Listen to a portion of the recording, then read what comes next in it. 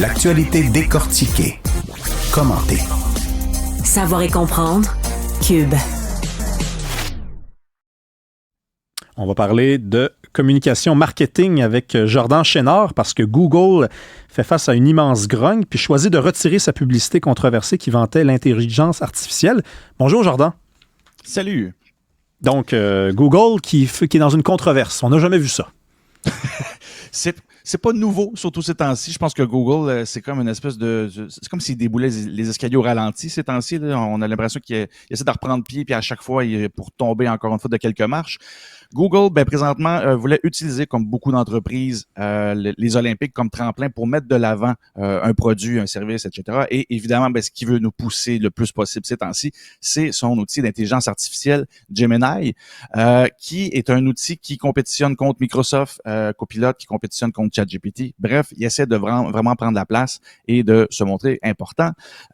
Et les Olympiques, j'en avais parlé la semaine dernière, ça attire environ 400. On s'attend à ce que ça attire environ 4 milliards de spectateurs. Donc, c'est un peu comme c'est un peu le Super Bowl de la publicité. C'est-à-dire qu'on y va, on veut frapper d'un bon coup et surtout, on n'a pas le droit à l'erreur, un petit peu comme les athlètes et l'attitude des athlètes qui vont là. C'est trop important pour manquer son coup. On va regarder un extrait de cette publicité-là d'environ 1 minute et on revient pour voir qu'est-ce qui fait que ça a mal viré comme ça. My little girl's always been a runner, just like me. I've always thought she was following in my footsteps. Hey, go get her, baby. But lately, she's been looking up to someone else. She might even be the world's #1 Sydney fan. And like Sydney, she's focused on her technique. Good job, baby. Accelerate out the curve. High knees. There you go. She wants to show Sydney some love, and I'm pretty good with words, but this has to be just right. So Gemini, help my daughter write a letter telling Sydney how inspiring she is. And be sure to mention that my daughter plans on breaking her world record one day. She says, sorry, not sorry.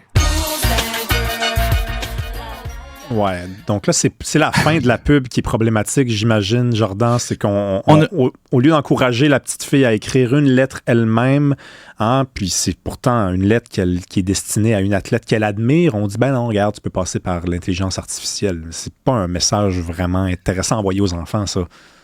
Non, et c'est précisément là où je ne comprends pas. Tu sais, des fois, autour d'une table de brainstorm, puis une campagne publicitaire, il y a beaucoup de gens, c'est beaucoup de paliers d'approbation. Et je ne comprends pas comment ils ont pu se rendre là. Et je suis content, dans l'extrait, on a quand même eu le temps de voir le moment où il intègre l'intelligence artificielle.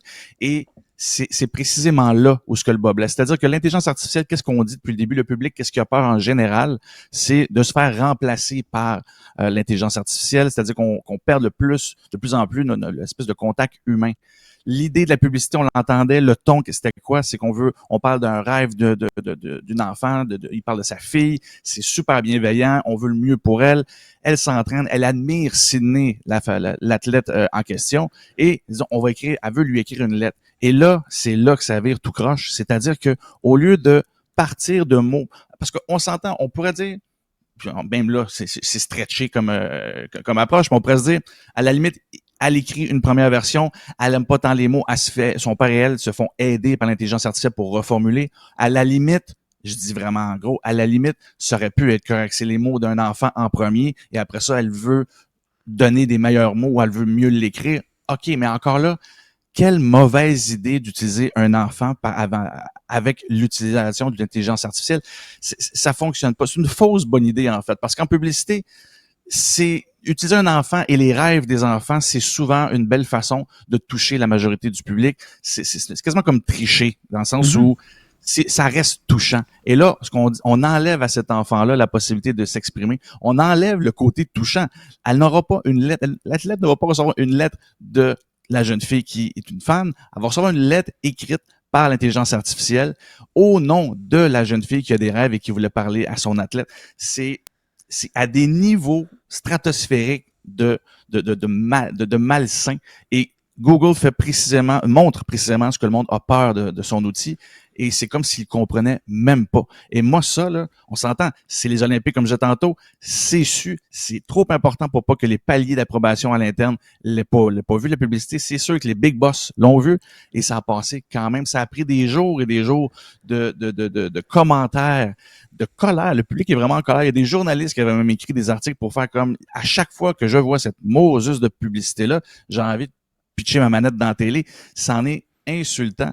Donc, au lieu de s'aider et démystifier et retirer, ou du moins baisser un peu le niveau de crainte par rapport à son outil, il vient exactement de mettre le doigt sur ce qui fait peur aux gens, et il a construit sa campagne aux Olympiques avec cette idée-là. C'est absolument incroyable. Je ne comprends pas Google ces temps-ci, comment ils prennent leurs décisions. C'est comme si constamment ils allaient vers la mauvaise idée et tassaient du côté. C'est une forme d'inconscience, on pourrait dire. C'est comme s'ils ne se regardaient pas aller puis qu'ils comprenaient plus l'outil que tout le monde.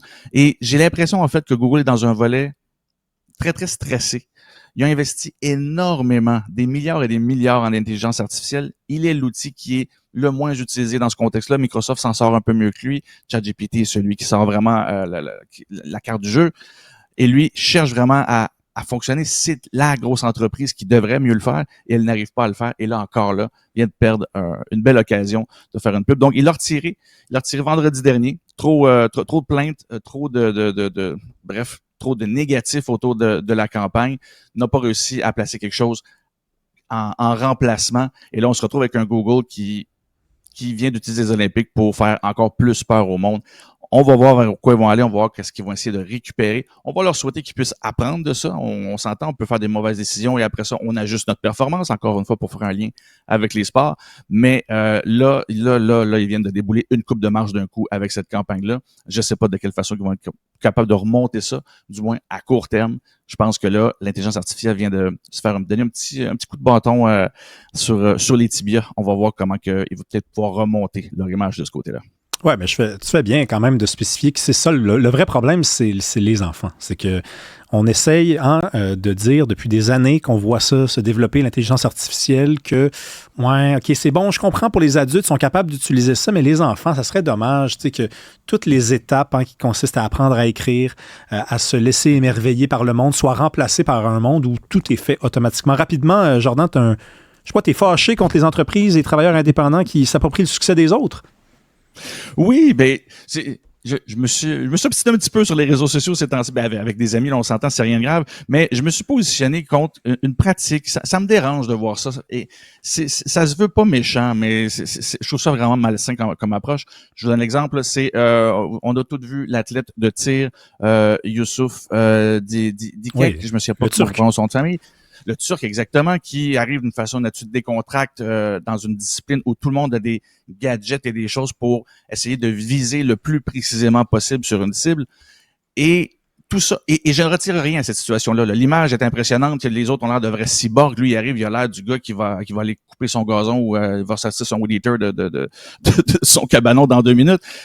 Fait que oui, l'image est forte, mais quand les entreprises récupèrent ça, ils vont utiliser seulement ce morceau-là, c'est-à-dire regarder les autres athlètes qui utilisent tellement de gadgets pour s'augmenter, tandis que lui arrive et 51 ans, tous les contrats, fait juste viser et les entreprises souvent récupèrent ça pour dire l'authenticité, l'important c'est la performance, c'est la personne que vous êtes, c'est les valeurs que vous dégagez, c'est une question d'attitude. Et en faisant ça, ce qui me dérange, c'est qu'on retire à Youssouf, l'athlète en question, tout le parcours qu'il a fait. Et c'est pas un gars juste de 51 ans qui arrive out of nowhere pour tirer et remporter la médaille d'argent. Il y a une histoire en tant que tel. C'est un ancien militaire qui a toujours bien tiré. C'est un tireur naturel. C'est dit comme ça, bon, pour une discipline olympique, c'est intéressant. Pour le fait qu'il était militaire, c'est un petit peu plus inquiétant. Mais en bout de ligne, et c'est pas qu'il a pas essayé. En discréditant les autres qui ont des outils pour essayer de performer mieux, ils disent que lui, il n'y en a pas de besoin et c'est ce qui fait qu'il est plus incroyable. Non, il a essayé.